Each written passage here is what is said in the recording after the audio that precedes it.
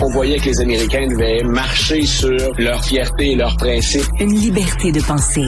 Mais il le fait d'une façon particulièrement grossière et maladroite. Une force internationale. Et même, on va plus loin. Luc La Liberté. La rumeur veut qu'il est peut-être le prochain ministre de la Santé du Québec, mais tu sais, c'est des rumeurs, il faut pas trop alimenter ça. Blague à part, Luc La Liberté, spécialiste en politique américaine, aucun rapport. Enfin, à moins que tu me détrompes, Luc. J'ai l'impression que le micro de Luc La Liberté est fermé, ce qui est assez étrange. Je le vois, il gesticule, il parle, il a ses lunettes rouges habituelles, mais pas de son, pas d'image. Luc La Liberté, es-tu avec nous? Là, est-ce que ça va? Oui. Ça va très bien. Bonjour, Luc. Bon, on arrête les blagues. On a peu de temps et on a 42 sujets, comme d'habitude. Le Donald Trump était en forme, ou enfin, je sais pas si c'était de la forme, mais il avait des choses à nous dire hier soir. Il les a dit vite et fort, n'est-ce pas? Écoute, d'abord, j'ai hâte de voir comment les Américains vont réagir, parce qu'on a toujours une perception en fonction de à quoi traditionnellement sert ce genre de discours. On regarde les chiffres, on dit il le fait pour tel objectif. Moi, j'étais déçu hier et j'essayais de me mettre dans la peau d'un républicain, mais je suis pas un républicain et je suis pas un Américain non plus.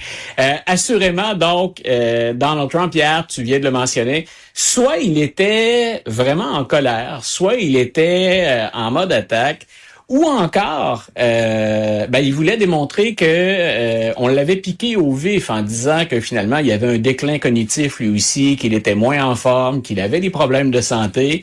Mais la cadence, le ton, le non-verbal, c'était même en critère Donald Trump, c'était même une coche au-dessus de ce qu'on fait habituellement.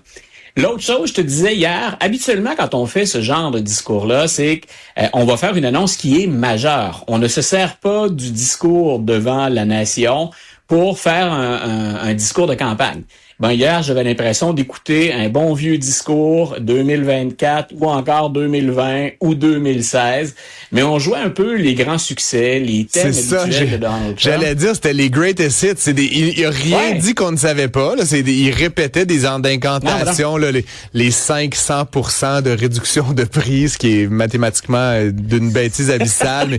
mais tu sais, le Golden Age, la faute à Joe Biden, et avec un ton. Et moi, ce qui m'a frappé, j'ai écouté des bribes, là, mais finalement c'était 18 minutes, hein, c'était comme un genre de, c'était comme un TED Talk là, tu sais, mais je sais pas s'il parlait fort, mais son micro popait, comme on dit en bon français, ça, tu sais, c'est comme s'il avait été mal calibré ou s'il parlait trop fort, mais quand même assez un mauvais spectacle en fait, j'ai l'impression là, qui donnait l'impression d'un monsieur un peu le mot français me vient pas unhinged là, tu sais qui a perdu les pédales un petit peu puis on sait pas pourquoi. Tu sais on sait qu'il est fâché en général, mais qu'est-ce qui lui est arrivé hier pour qu'il nous sorte cette espèce de rara, genre c'était bizarre, j'ai bien trouvé quand même.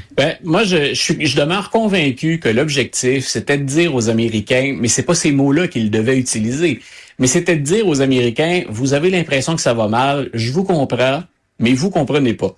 Donc, grosso modo, vous le savez pas, mais ça va bien. Donc, c'est un peu, grosso modo, ce qu'il leur a dit hier.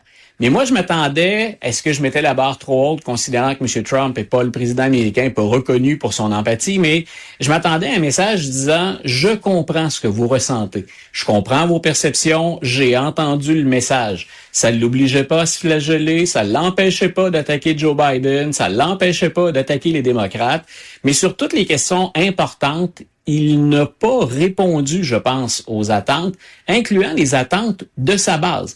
Il y a des gens qui espèrent, c'est tellement polarisé, il y a des gens pour qui le discours de Donald Trump, c'était condamnable d'avance. D'autres, les partisans les plus farouches, qui disent, ça c'est le gars qu'on aime, c'est le gars qu'on suit depuis 2015.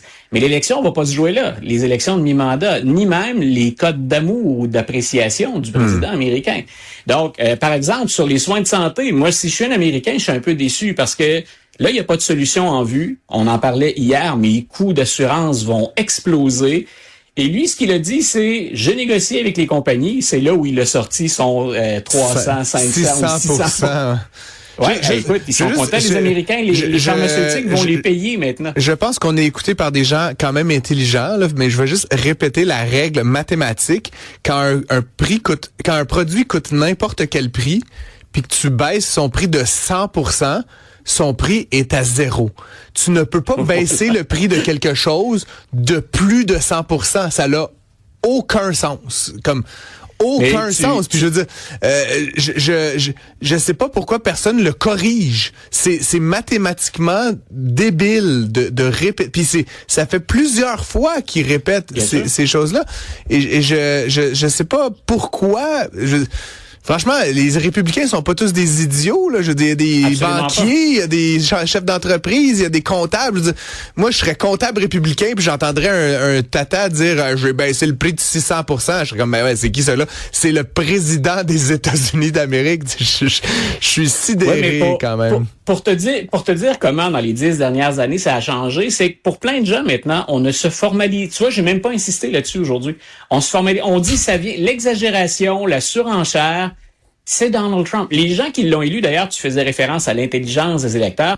Il y a plein de gens qui ont dit, on le sait qu'il exagère, on le sait qu'il ment, mais il nous parle de ce dont on veut entendre. Donc, hier, il est revenu à la charge avec des sujets, mais cette fois, il semblait, pour une rare fois, y avoir une déconnexion avec la perception et le ressenti des électeurs. Donc, et ça se joue que c'est pas un mot que j'aime beaucoup quand on fait de l'analyse, là, le ressenti, mais c'est quelque chose dans lequel Donald Trump se démarquait.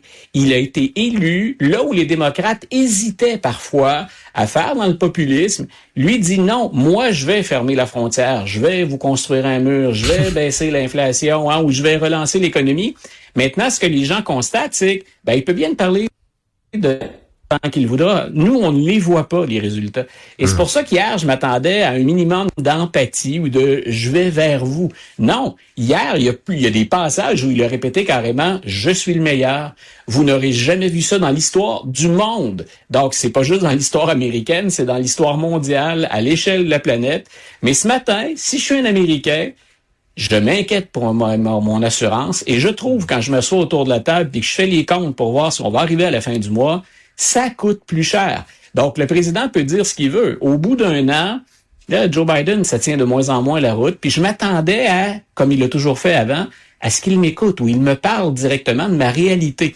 Et j'ai l'impression, ce n'est qu'une impression, et on note la journée, on est fin décembre 2025, mais j'ai l'impression que les démocrates ont finalement compris que c'est ça qui va les faire gagner, se rapprocher du quotidien des électeurs, alors que Donald Trump semble s'en éloigner. Donc, je te le disais hier, il perdra pas sa base loyale. Ça, c'est pas à ceux-là qui parlaient hier. Sinon, c'est une erreur stratégique. Il s'adressait aux républicains déçus, aux MAGA déçus, puis aux indécis, puis aux indépendants. C'est là que se jouent les élections. Sinon, dans notre rubrique quotidienne Flood the Zone with shit, pour récupérer la phrase de Bannon, deux nouvelles. Le Kennedy Center devient officiellement le Trump Kennedy Center et il y a une muraille de portraits à la Maison-Blanche. Donald Trump a fait changer ce qui est écrit en dessous pour dire que Joe Biden était Sleepy Joe Biden puis que Obama c'était Hussein Obama, le plus divisif de toute l'histoire des États-Unis. On n'arrête pas d'inventer des bêtises. C'est grave. Puis Hussein. Puis écoute, je me demande juste, le prochain président, Luc, il va passer tellement d'heures à juste ramener les choses à la normale. Tu sais, c'est beaucoup de petites plaquettes à changer puis de bâtisses. C'est tellement... Dis-moi. Si je suis une compagnie qui fait dans le sablage, dans le jet de sable, allons-y. Écoute, moi, je commence tout de suite à m'afficher. Je fais du lobbying auprès des démocrates au cas où ils l'emportent à la prochaine élection. Dans un premier temps, tu l'as dit, c'est flotte de zone. Ça a été deux nouvelles dont on a parlé. J'ai fait le tour des réseaux américains aujourd'hui. Et on a couvert ça beaucoup. Aujourd'hui, hier, les humoristes se sont beaucoup moqués des plaques hier, là, parce que ça avait été divulgué avant. Mais il y a pas de... Quel président de son vivant a demandé à ce qu'on mette son nom partout? On peut dire ah oui, mais Kennedy, c'est un démocrate, donc c'est correct, on va mettre un républicain. D'abord, il faudrait refaire l'histoire de l'institution. Puis Kennedy a été assassiné. C'est un président qui, une fois élu, a été très apprécié. Donc, il y a toutes sortes de choses, mais ça a été une décision, ça fait régime autoritaire. Ça fait, bien sûr, je veux qu'on parle de moi, je veux laisser un héritage même quand je serai parti. Mais en même temps, aujourd'hui, Luc Laliberté et Francis Gosselin, deux gars qui ont bien des choses à faire dans la vie, parlent du Kennedy Center, qui est le Will Trump Kennedy Center, et on pourrait s'indigner pendant encore de nombreuses minutes. C'est ridicule ce qu'il a fait à la Maison-Blanche.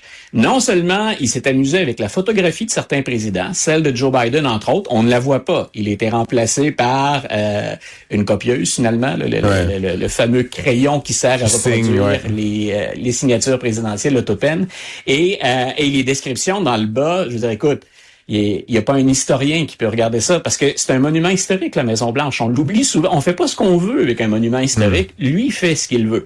C'est aller de quelque chose de particulièrement impressionnant comme jeter à terre l'aile est puis de faire grimper le prix de sa fameuse salle de bal. On est rendu à 400 millions d'après ce qu'il a dit cette semaine et ce sont des donateurs privés qui, bien entendu, n'exigeront rien en échange de la part de la Maison-Blanche et de Donald Trump. Et il s'amuse, bien sûr, avec maintenant ce Hall of Fame, ou ce Hall of Presidents, à s'en prendre à la mémoire puis aux réalisations de ceux qu'il n'a pas aimés.